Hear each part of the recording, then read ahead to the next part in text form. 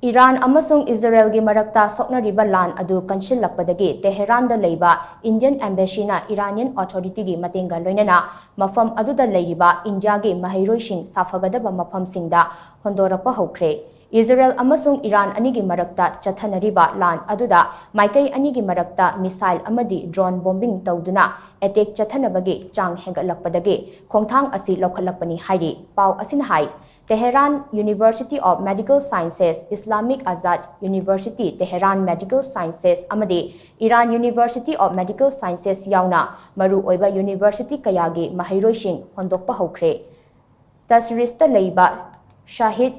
Beheshti University of Medical Sciences amasung Urmia University of Medical Sciences ki Maheiroi Shing su athubada Hondorakpa Houragani hairi. Maheiroi Shing adu Hondoraknabagidamak thaurang tawriba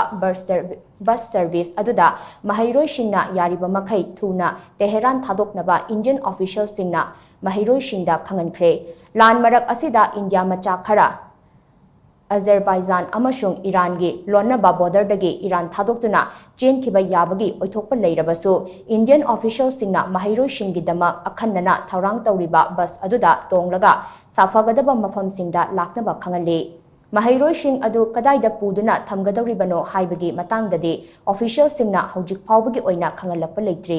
Hindu pauchegi report amana hai Iran gi airspace close tawkhibana maram oiraga India macha sing aeroplane gi khuthangda Iran dagi India tamna puthorapa ngamdana leire maram aduna Bandar Abbas port tage ishingi lambida India macha sing adu puthoraknaba honari hairi